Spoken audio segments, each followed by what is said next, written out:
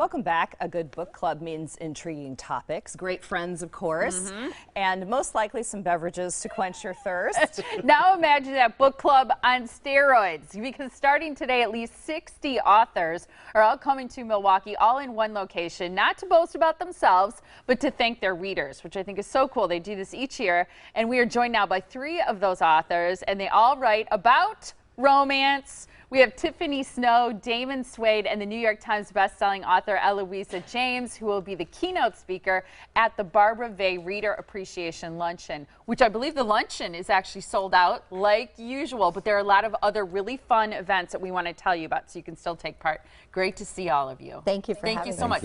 Just real quick, I wanted to hit on your books, really quick, what you have out. We have Eloisa's here on the table. Your book, newly out, is My American Duchess. Just give us your elevator pitch about this book. Well, here's the thing. I write historical romance because I'm actually a Shakespeare professor. And in the Regency period, a pineapple was so expensive that you would rent it for your dinner party. One pineapple for its elegance, the way it would dress the table. Yes. Okay. And it might, well, it was you're also renting the implication that your guests could eat it if they wanted. Oh. So it might go to 7 or 8 dinner parties.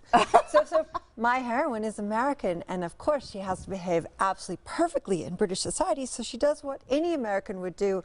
She eats the pineapple. I love it. That's so American. The rented. Just go right for it. Right. The rented. And Tiffany, your book is about play to win, and it's a love triangle. Yes, I love triangles because I always think, well, why have just one man when you can have 2? That's so nasty. Yeah, I like it. I like it. Tell us about your my book. heroine has to pick between a cop and an investment banker, but kind of bad boy. And, you know, like I said, who wants just one hero when you can have 2? So she has to choose between 2 great guys. And the last book in the trilogy, Play to Win. Yeah, I knew it was the last one. Real quick, in your opinion, what makes a good romance novel?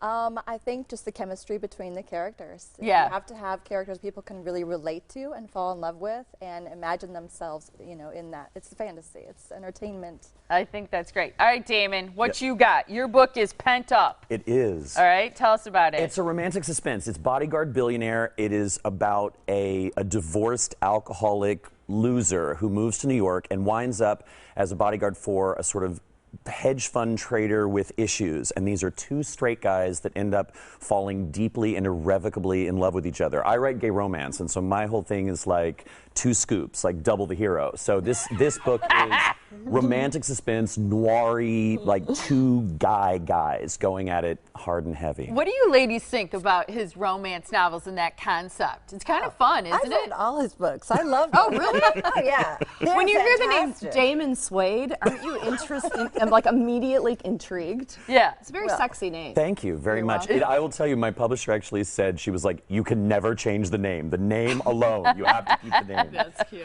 Who reads your books? Do you Mostly straight women. I have my, I did not expect you to say that. Absolutely. No, and in fact, what's funny is the average gay, gay romance is a huge trend right now in romance. And around the world, and easily 90% of the readership is straight women across the spectrum. Why? My biggest readerships are in Utah, North Dakota, Texas. I mean, like they're pent up, aren't they? No, they are pent up. They're pent up need women. Release. But I think honestly, it's because it's the male emotional vulnerability. You're like digging down into what men feel. But I'm a dude, and I write like a dude. And so I have straight male readers that read my books. There's a firehouse in Austin, Texas that buys my book by the case because they're like, when I read it with my wife, things get real good. So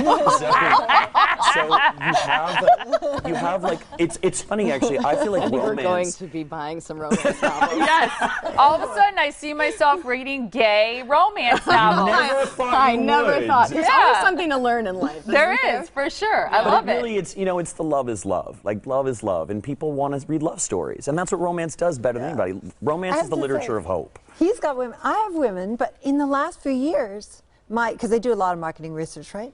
My male readership has gone to 12 to 18%. Really? And many of those are gay men, young gay men, who are free to read what they want to now because it's electronic. No one can see them, right? Yeah. And that's a large part of my readership. How do you know the demographics of your readership? Oh, HarperCollins does tons of marketing research. So they'll present you with a map. You know, I go in for a big meeting. Cookies on the web shows who's buying. They know everything about us. They know everything.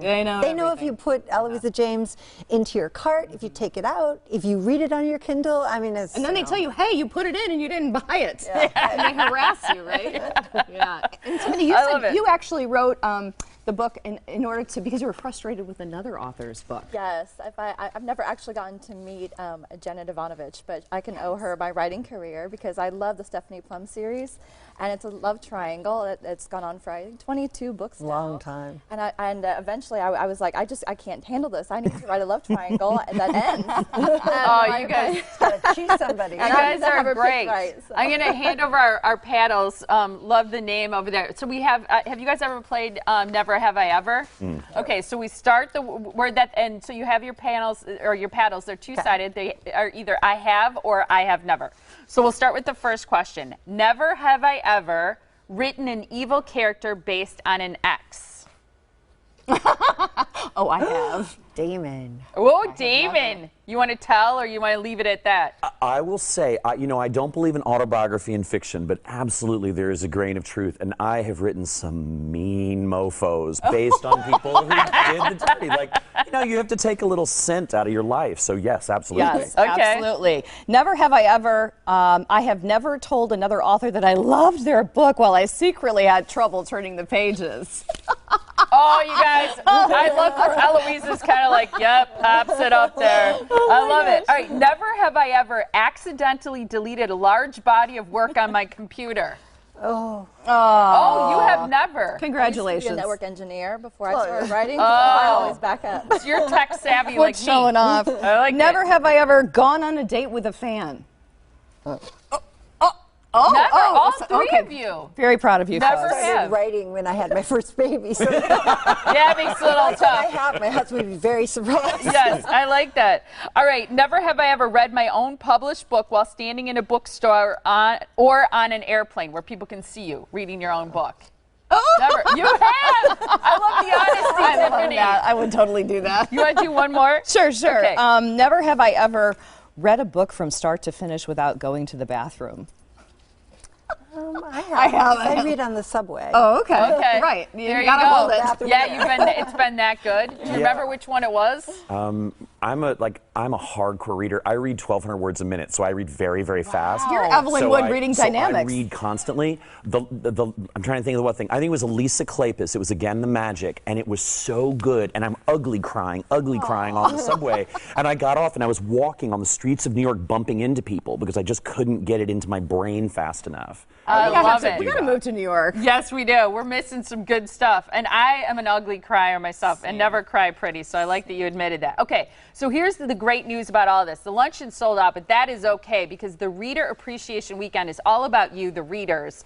And you can find out a whole bunch more about everything going on. So BarbaraVayReaders.com is where you can find out more. Things are happening at the Clarion Hotel Airport. Okay, today at 1 p.m. is Reader Bingo. 6:30 p.m. tonight, author question and answer. You can tell that would be a blast. It's followed by a meet and greet. Then Saturday, tomorrow, 3:30 p.m. is a book signing. Then at 7 is an author-sponsored party. And find out more by going to that website. Love having you guys Can I just say that Damon and I are running that author party? That's cool. It's going to be quite raucous. I There'll be think it's really fun. shenanigans. I think everybody's going to want to go. And I love it when Barbara sends over writers. I almost said readers. Well, you're readers and writers. But thank you all so much. Thank you very much. Thank you.